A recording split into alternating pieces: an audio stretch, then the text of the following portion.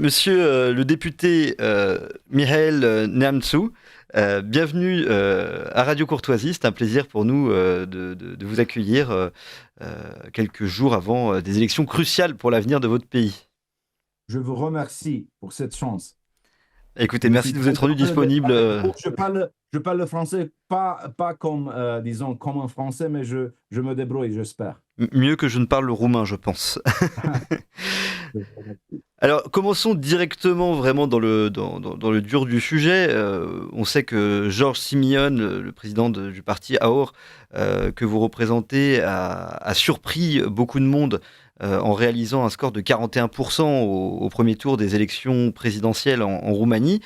Le second tour et tour final aura lieu ce week-end. Euh, on a vu que voilà, ce candidat a bénéficié d'un grand soutien de la population, du candidat malheureux aux élections annulées l'année dernière, Călin Georgescu, il a également été soutenu par une grosse partie de la diaspora. Ce vote, il traduit réellement l'expression d'une adhésion réelle de la société roumaine à un projet conservateur, souverainiste et identitaire, ou c'est plus un vote de contestation contre un système politique et une élite vieillissante? Je dirais les deux, mais ce vote est un cri du cœur. C'est pas seulement contre les élites. C'est un vote pour la famille, pour la terre, disons, pour la nation roumaine, pour une nation chrétienne. Georges Simion, comme Marine Le Pen, comme Giorgia Meloni en Italie, incarne un espoir populaire. Il parle d'une façon très convaincante, il parle vrai, simple et profondément.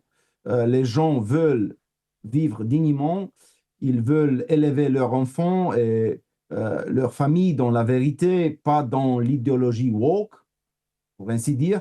Aujourd'hui, malheureusement, l'Union européenne prend un homme sans sexe, son nation, son mémoire, et nous, les conservateurs de la Roumanie, nous disons non, non à ça.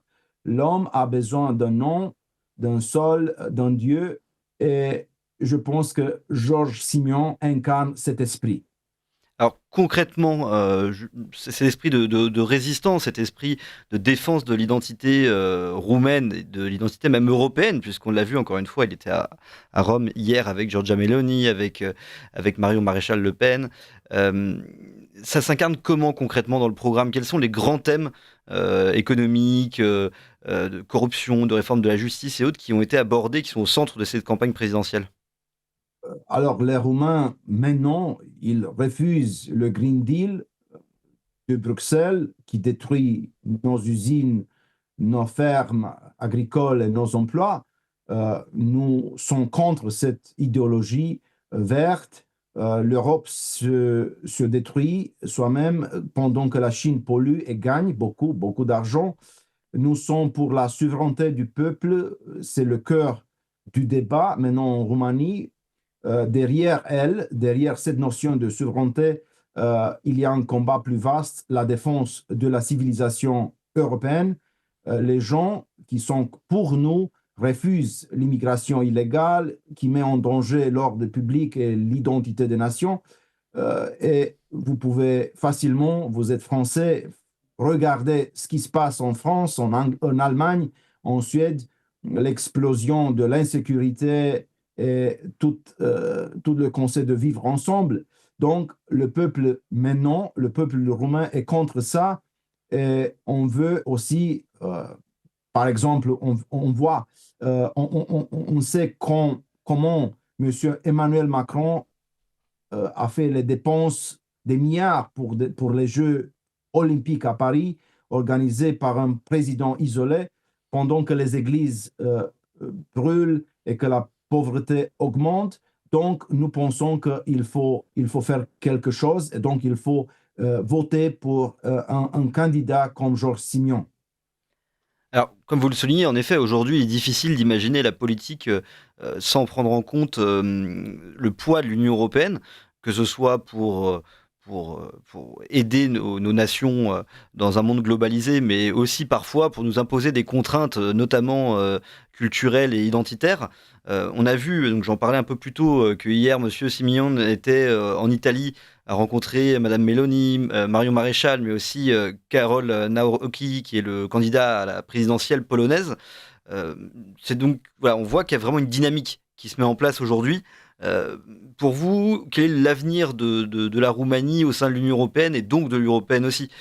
Si Monsieur Simeon arrive au pouvoir ce week-end, est-ce qu'il va s'inscrire dans une logique de confrontation directe avec Bruxelles ou au contraire dans une dynamique plus constructive pour remodeler l'Union européenne autour d'un axe souverainiste? Non, Georges Simion il veut pas quitter l'Europe ou l'Union européenne. Il veut une autre Europe, une Europe qui protège, une Europe des peuples, pas des lobbies. Alors, Ursula von der Leyen, pour nous, est malheureusement un symbole de la corruption. Elle signe des contrats douteux avec Pfizer sans transparence. Elle agit comme une reine, pas comme une servante des peuples. Pour nous, ça, c'est pas bon. Il faut changer ça. L'Union européenne, maintenant, aujourd'hui, est malade de son arrogance. Il est le temps de soigner, pas de la fuir.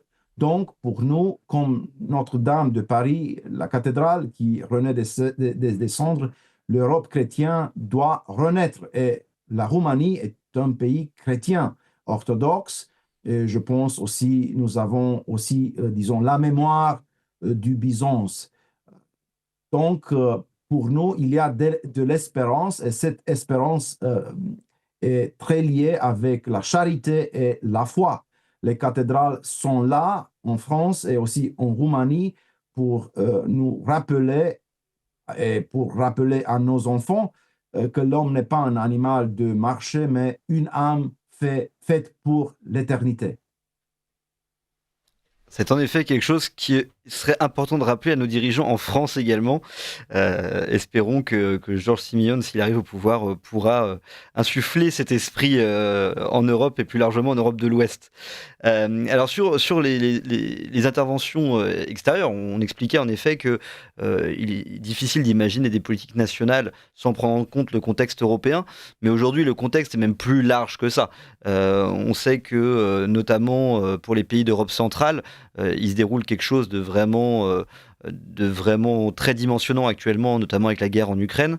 Et c'est un thème qui a été très présent dans la campagne aussi, puisqu'on a beaucoup reproché à Monsieur Simeone de subir, bon, en tout cas surtout à Monsieur Georgescu, mais puis à Monsieur Simeone, d'avoir une certaine influence de la Russie sur son programme et au sein de sa campagne. Aujourd'hui, quelle est vraiment la position d'Ahor et de Monsieur Simeone sur la Russie et sur les alliances historiques que peut nourrir la Roumanie, notamment avec l'Ouest et l'Alliance Atlantique? Nous avons critiqué la dictature ou l'autoritarisme du Moscou, mais nous avons fait aussi la critique de M. Zelensky et de la corruption du Kiev. Nous, nous sommes très ouverts aux États-Unis. Nous pensons qu'il ne faut pas se soumettre, disons, aux intérêts de l'États-Unis, mais quand même, nous avons un lien qui est très fort avec les États-Unis. Ce lien doit être basé sur le respect mutuel, pas sur la notion de dépendance. Notre politique étrangère ressemble d'une certaine façon à la politique de Charles de Gaulle, doit défendre notre langue, notre intérêt national, nos ressources, nos traditions. Elle doit refuser les idéologies imposées de l'extérieur. Et nous sommes très heureux parce que M. Donald Trump n'aime pas les idéologies. Il aime beaucoup, disons, les affaires, il aime beaucoup le business, il aime beaucoup, disons, l'aspect économique d'une relation bilatérale. Donc, les idéologies du genre, de l'écologie punitive, du relativisme moral, nous n'acceptons pas ça. Tocqueville disait, une démocratie sans vertu se détruit elle-même. Donc, il faut garder ce qui est bon. Et la vertu commence par l'amour du pays, par l'amour pour les peuples, par l'amour de Dieu. Alors, En effet, voilà, on retient, c'est ça, c'est de ramener simplement du bon sens dans le débat public international et de fuir ce côté clairement idéologique, comme vous le dites, de vouloir absolument voir le camp du bien d'un côté, le camp du mal de l'autre, et de devoir choisir absolument son camp, comme si toutes nos nations occidentales avaient toutes les mêmes intérêts économiques, les mêmes intérêts géostratégiques, tout à fait. Euh, et donc, enfin, euh, Calin Georgescu, dont la candidature avait quand même été annulée en 2024, avait créé un vrai mouvement au sein de la population roumaine en surprenant tout le monde au premier tour. Il a été mis de côté, interdit de se présenter. D'autres candidats qui portaient sa ligne également ont été interdits de se présenter. Monsieur Simeone l'avait soutenu à l'époque en disant que c'était un vrai scandale démocratique, puis que les inclusions des nations occidentales, notamment la France, dans le débat national roumain étaient là aussi un vrai scandale démocratique. Mais malgré tout, Monsieur Georgescu avait soutenu la candidature de Monsieur Simeone, et Simeone avait parlé évidemment de donner un rôle à Monsieur Georgescu dans le gouvernement de demain.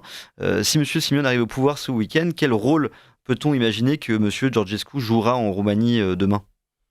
Je regarde Monsieur Călin Georgescu comme, disons, un sage, comme une voix sage. Il parle sur l'écologie enracinée, pas du mondialisme vert.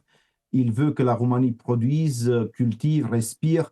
Nous regardons Monsieur Georgescu pas, disons, seulement comme un politicien, mais il est une source d'inspiration, même philosophique.